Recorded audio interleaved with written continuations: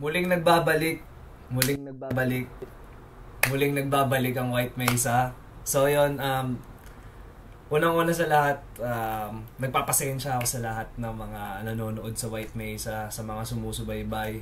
Humingi ako ng sorry dahil ang tagal ko nawala.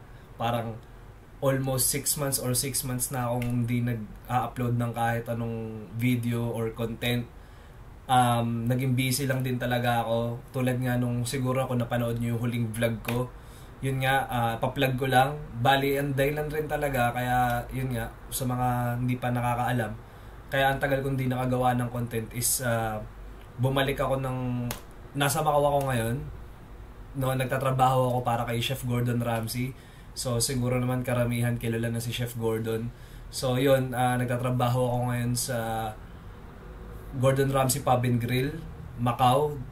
Located dito sa Londoner, Macau. So yun, nagtatrabaho ko ngayon as a chef ulit. So balik professional cooking ulit tayo.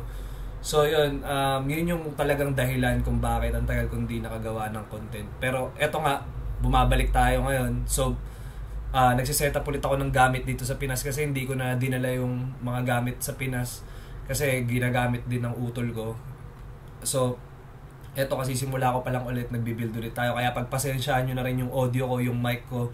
Kumbaga kung hindi katulad ng quality ng mga nung audio nung dati kong ginagamit. So yun, unti-untiin ko lang. Siguro baka bumili rin agad ako ng mic para mas quality yung gagawin nating mga video, para mas marinig nyo ako ng klaro, especially sa mga ganito na content. No, alam nyo naman ako dito sa White Mesa, talagang pagka gumagawa tayo ng reaction video, talagang nagda-dive deep tayo sa music, no. So yun, hindi ko na patatagalin. So yun yung pinaka-reason ko, nagsasorry ulit ako. Bago pala natin simulan tong kanta na to, so nagbalik din ako sa music, no. May in-upload ako na bagong kanta, so ito, check nyo.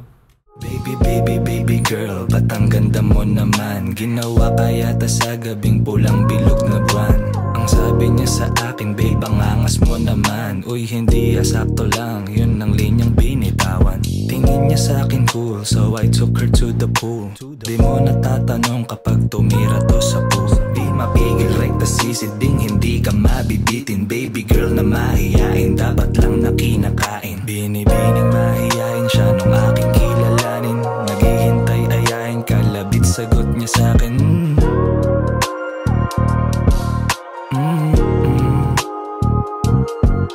Binibining mahiyain siya nung aking kilalanin. Naghihintay ayain, kalabit sagot niya sa akin.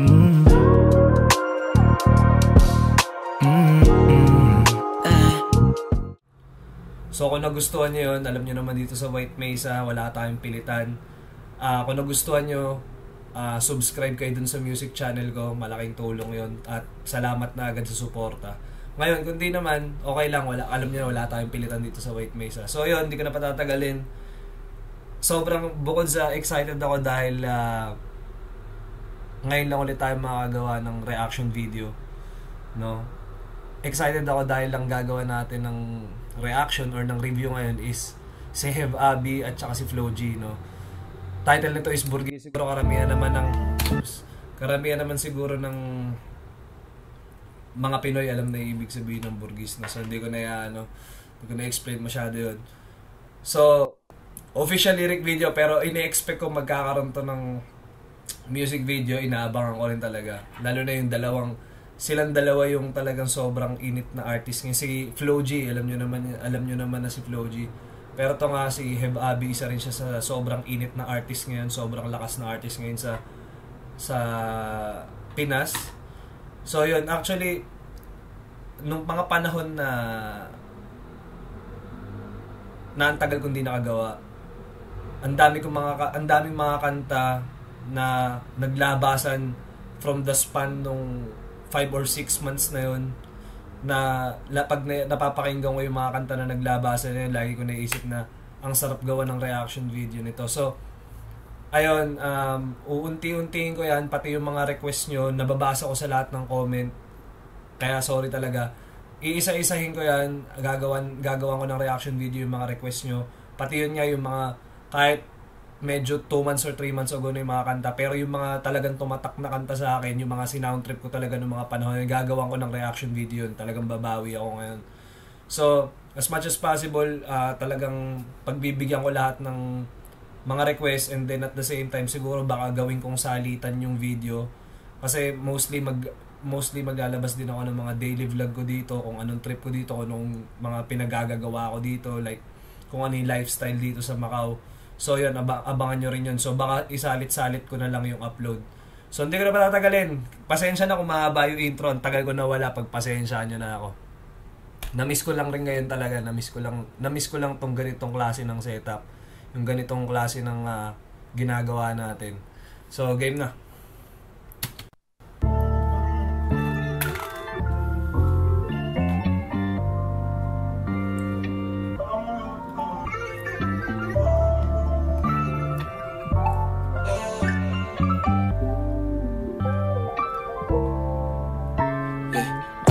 Plano. Sana naman tayo dadalhin ng panaginip mo, sabi mo klaro. Kung anong gusto na presyo ay gano'n, oo, tapat tayong trato. Di na makita sa inyo, sa amin malayo lang di nagtatago.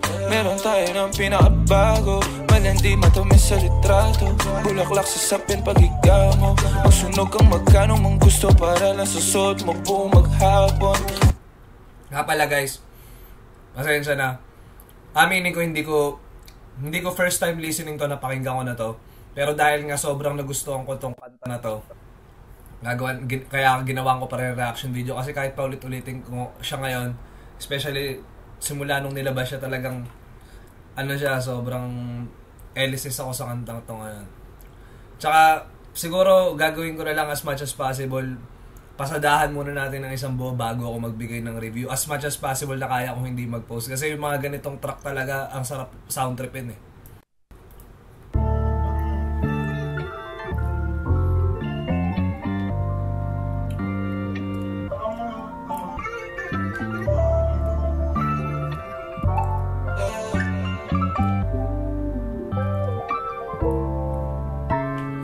Ano bang plano? Sana naman tayo dadalhin ng panaginip mo, sabi mo klaro. Kung anong gusto na presyo ay gano'n, oo, tapat tayong trato. Di na makita sa inyo, sa amin malayo lang di nagtatago. Meron tayo ng pinakabago, malandi matamis sa litrato. Bulaklak sa sapin pag ikaw mo, magsunog kang magkano mong gusto para lang sa suot mo buong maghapon.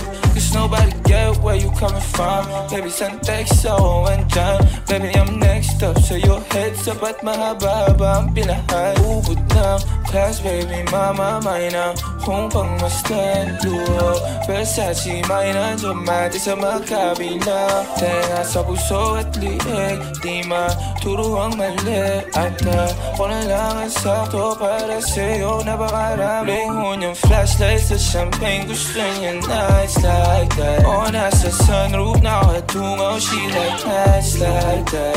Bad in skyway in high fashion, yeah, she nice like that. Kiss kung shota, yeah, she nice like that. Yeah, she nice like that. Oh, yeah, she nice like that. Kiss kung shota, yeah, she nice like that. Oh, yeah, she nice like that. Kiss kung shota, yeah, she nice like that. Alam ko na kaya niya na mag-isa. Okay, pause. Bago tayo tumuloy kay Flo G, ito na, sige, bigay ko na rin muna para tuloy-tuloy na tayo.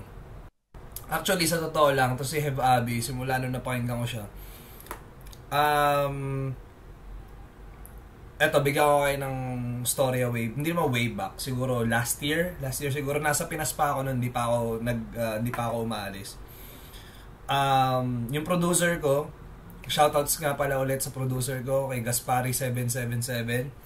So sa mga hindi pa nakakaalam sa mga previous video ko na ginawa, yung producer ko na si Gaspari777, siya rin isa rin siya sa mga producer ng JHR, Greenhouse Records. Shoutouts din sa GHR, pati sa mga artist ng GHR. Ayan, siya rin ang nag-produce ng mga kanta ni, especially kay Sika. Ayan, siyang humahawak mostly ng music ni Sika. So, yun, yung story na ito kasi, yung about kay Heb Abi, no, may one time na nakatambay kami sa studio nga ni Gaspari na pinarinig niya nga sa akin, sabi niya, "Bay, tol, eto, pakinggan mo to. Eto, feeling ko parang isa siya sa magiging mainit na artist sa mga upcoming months," parang ganun. So, hindi nga siya nagkamali. Siyempre, ang mga producer na yan, nakikita rin talaga ng mga producer kung sino yung mga makakatagos tsaka yung may mga talagang, alam mo yun, may mga star quality talaga eh. So, hindi siya nagkamali sa prediction niya. Talagang, yun nga, pumutok si Heb Abi ng sobra. Actually, recently ko lang din talaga napakinggan yung mga talagang kanta niya, especially yung sa Downtown, Welcome to DQ ba? Tama? Ewan ko, yun, basta yun yung title, alam nyo na yun. Actually, since nung kanta na yun, doon ko talagang, kumbaga doon ko napakinggan yung iba niya pang mga kanta, which is, nung napakinggan ko yung mga previous track niya, talagang malalaman mo na ang lalim ng musical influence niya rin. Alam nyo yun, ang dami niya rin pinaghuhugutan na inspirations, kung tawagin. Kumbaga, hindi ko rin siya malabel as rapper eh. Ano siya, hindi lang siya rapper, ano rin siya eh. R&B artist din siya. Mapapansin nyo naman sa mga... Ang galing niya kasing gumawa ng melody tsaka ng rhythm eh. Alam niyo yun. Isa siya sa mga artist na kayan, katulad ni Flo G, na kahit saan mo ilapag na track, kahit saan mo siya ilagay, kahit kanino mo siya eterno, kahit sino kasama niya sa track, kayang-kaya niya mag-blend in ng sobrang smooth, kaya niyang, alam mo yun, kaya niyang... So, kumbaga sobrang versatile din ng techniques niya tsaka ng style niya when it comes sa music niya. Parehas sila ni Flo G. Kaya sobrang nagulat din ako tsaka na-excite ako nung nirelease to kasi alam mo yun, parehas silang magaling, parehas silang flexible, versatile sa kahit anong kanta. Si Flo G rin ganun. Pansinin nyo yung mga lately, kahit yung mga dati niya pang kanta, kahit saan mo iba to si Flo G din. Alam mo yun, kaya niya sumabay, hindi lang sumabay, kumbaga kaya niyang angkinin yung kanta, kaya niyang paano ko ba sasabihin? Basta, kumbaga, sa makatwid, sa lahat ng style, when it comes to music, kaya nilang dalawa parehas gawin. Yun. Tsaka, narinig ko rin, actually, isa pa sasabihin ko. Pero babalikan ko to, gagawa ko ng reaction video ibang mga kanta pa ni Heb Abi. Ano rin nung mga una ko narinig siya, talagang narinig ko rin sa kanya yung style ni Rocky. But not taking anyway, wala naman akong bias or what. Wala naman ako against sa kanya, pero yun nga, naririnig ko rin sa kanya kasi fan din ako ni A$AP Rocky. So narinig ko rin sa kanya, lalo na dun sa Welcome to na kanta niya.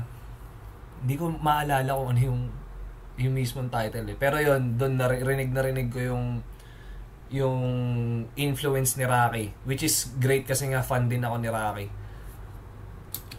Yung sarili niya ay kanya dali. Pero ito natin tong kay Flo G. Alam ko na kaya niya na mag-isa. Yung sarili niya ay kanya dali. Doon pa lang Flo. Alam nyo, sobrang siguro kaya lang ang dami ko rin talaga nasasabi nga dahil sa sobrang, alam nyo yun, na-miss ko tong ginagawa natin. Pero sa totoo lang, wala na akong dapat ipaliwanag para kay Flo G. Wala na akong dapat reviewin kay Flo G. Alam na natin yung kayang ibigay ni Flo G. Doon pa lang yung umpisang bar niya pa lang doon, yung kung paano siya nag-slide in sa verse niya. Alam ko na kaya niya na mag-isa. Yung sarili niya ay kanya dali. Pero dama ko pa dinadama niya. Pagkasama niya ako, iba pa rin, iba maglambingan. Konsintihan tayo kahit sandalin. Kahit anong maisipan, madali nang gawin. Pareho tayo kaya magpaulang. Pareho pag dinitigan makinang. Kaya pati mga tao sa paligid gusto tayong kamerahan.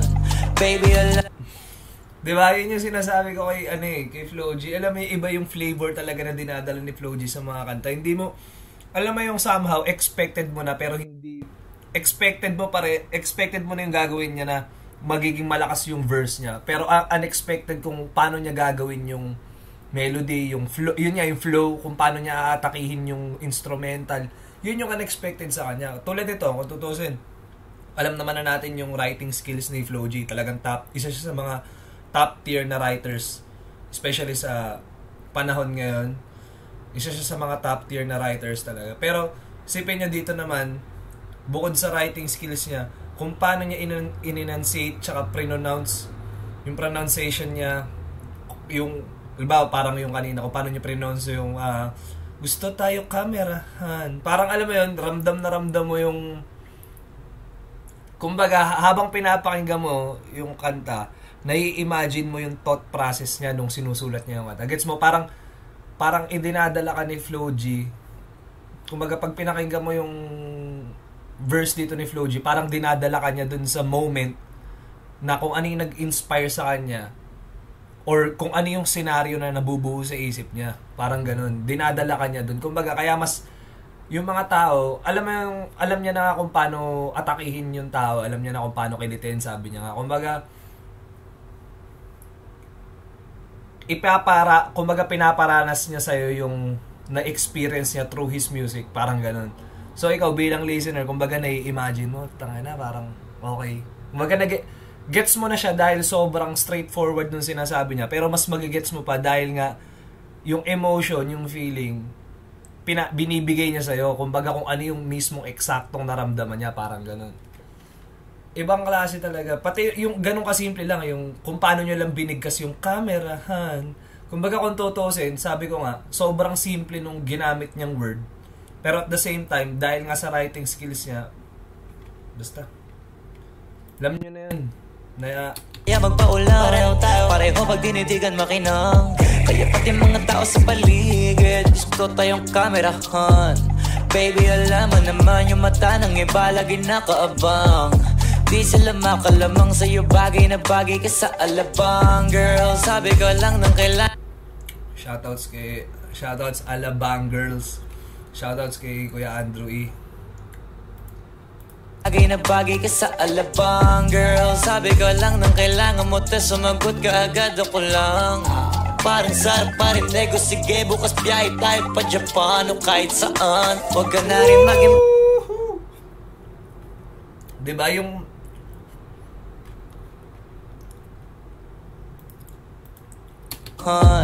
baby, alam mo naman yung mata ng iba lagi nakaabang. Di sila makalamang sa'yo, bagay na bagay ka sa alabang. Girl, sabi ko lang ng kailangan mo, te sumagot ka agad, ako lang. Parang sarap parinig ko, sige bukas biyahe tayo pa Japan o kahit saan. Huwag ka na rin mag-impake, bilhin na lang tayo ng bago sa Louis Vuitton, Prada, Versace, Gucci, Balenciaga, Dior, whatever you want. Lumo yung flashlight sa champagne. Alam nyo, kung di lang ako gumagawa ng reaction video ngayon, gusto kong ulitin ulit eh. Kaso, baka mabad trip na kayo sa akin eh. Pero, gets nyo naman yung sinasabi ko, diba? Yung sarap. Kumbaga, yung sarap niyang pakinggan. Gets mo? Tapos, ewan ko, siguro nga dahil pareha silang magaling na artist, alam mo yung parang match made in heaven na sobrang, paano ko ba explain na mas direkta? Basta nag-ano sila eh, alam mo yung connection nila tsaka yung the way na nag-gel yung styles nila. Alam mo yung parehas nilang alam yung gagawin nila na nabuo tong kanta na to na basta ito yung masarap sa music eh. Kasi ako bilang naggumagawa rin ng sarili kong music, alam mo yun, nai-imagine ko yung thought process nila, like, nai-imagine ko ngayon parang ang sarap nilang katrabaho sa studio kasi talagang, lalo na pag nagbe-brainstorming na kayo ng concept tsaka ng ideas, alam mo yung parang, feeling ko pagkasama mo tong dalawa na to, parang ang daming mabubuong obra sa studio. Kumbaga, ang daming, yung isip mo magiging makulay yung kantang kalalabasan nyo. Talagang, all throughout eh, kahit yung production instrumental, alam mo yun, pati yung pagkaka-mix and master, kumbaga, alam mong talagang, when it comes sa music, talagang perfectionist din talaga sila Gusto niya nights like that. On nasa sunroof, nakatungaw, she like nights like that. Riding skyway in high fashion, yeah, she nice like that. Kiss kung short, yeah, she nice like that. Yeah, she nice like that. Oh, yeah, she nice like that. Kiss kung short, yeah, she nice like that. Oh, yeah, she nice like that. Kiss kung short, yeah, she nice like.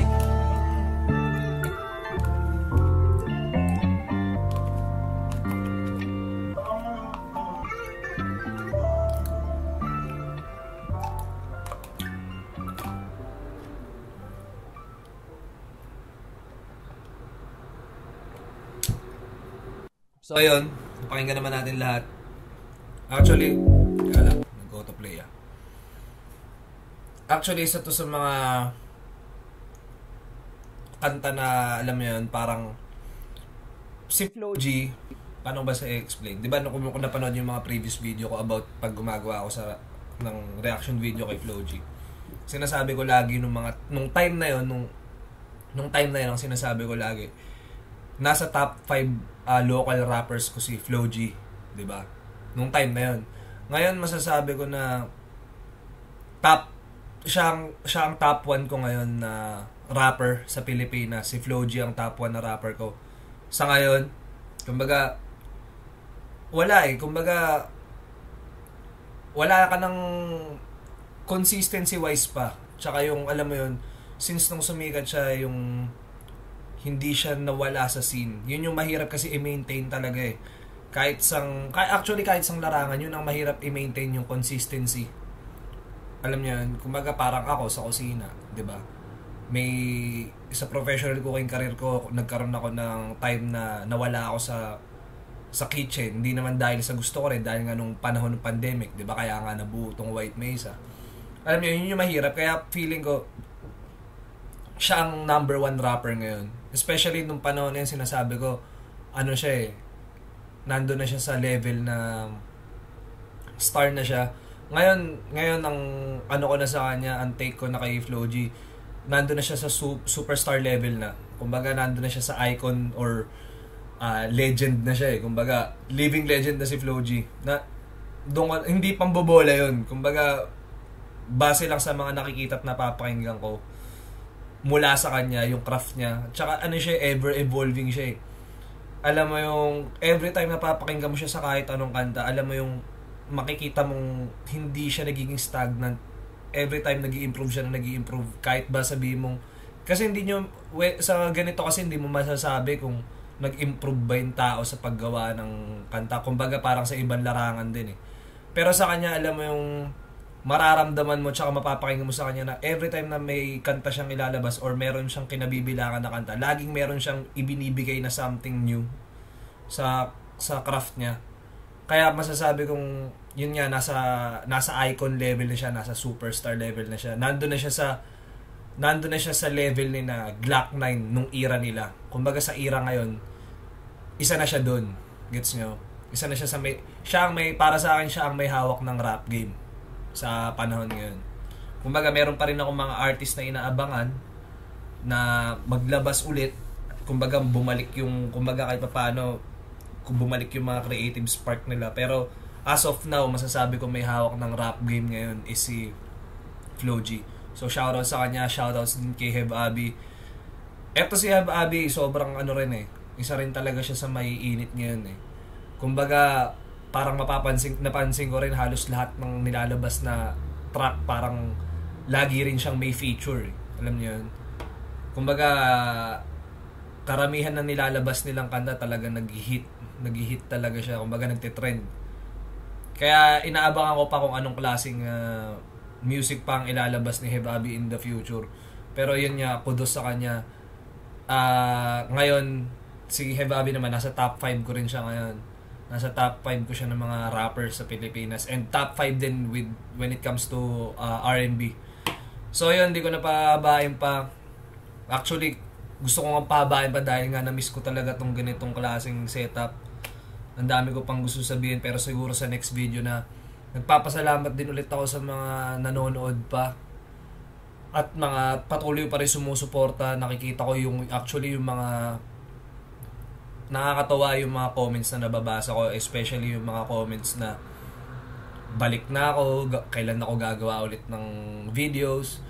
Nakakatawang ano yun kasi at some point parang na-realize ko na may mga nag-enjoy at may mga naka-appreciate din talaga sa mga ginagawa namin ng utol ko dito sa White Mesa. So yun, nagpapasalamat ako sa mga day ones dito sa channel. Actually, lahat nga kayo eh. Etong siguro yung nakikita nyo subscribers dito, day ones pa rin yan kasi hindi pa naman din tayo ganun kapotok, diba? Hindi pa naman ganun kalaki channel. Nakakatawa lang din kasi isipin na nandyan pa rin yung mga talagang sumusubaybay. Parang ngayon, parang naisip ko na ang bilis ng panahon nung sinimulan ko tong channel na to. Wala lang, dahil wala lang akong magawa, pandemic, kumbaga. Napahinga ako sa professional career ko bilang isang chef. Kumbaga, hindi ko in-expect na magkakaroon ng ganito na alam niyo yun. Basta nakakatawa, sobrang na-appreciate ko yung lahat. Nagpapasalamat din ako sa Diyos na eto nagagawa ulit natin yung ibang passion natin aside from yun nga, syempre bread and butter and number one passion ko ang pagluluto, pero at least blessed pa rin na nakakagawa pa tayo ng ibang bagay. Kaya sa mga tao dyan na may pinagdadaanan about things na gusto nyong gawin pero wala kayong time gawin sa ngayon, isipin nyo lang lagi, wag nyo madaliin, magkakaroon ng time yan para magawa nyo ulit yung mga bagay na gusto nyong gawin, basta wag nyo lang susukuan. Alam nyo yun, parang ako, isipin nyo for 6 months hindi ako nakagawa ng content, pero eto na ulit, nagbabalik na tayo. So yun, expect nyo siguro after nitong video nito mag-upload ako ng vlog. So abangan nyo yun. Siguro mas dadalas din talaga yung pag-upload ko ng mga vlogs dito, lifestyle vlog dito sa Macau. So yun, expect nyo yan. At kita-kits ulit sa next video. Maraming salamat talaga sa inyo.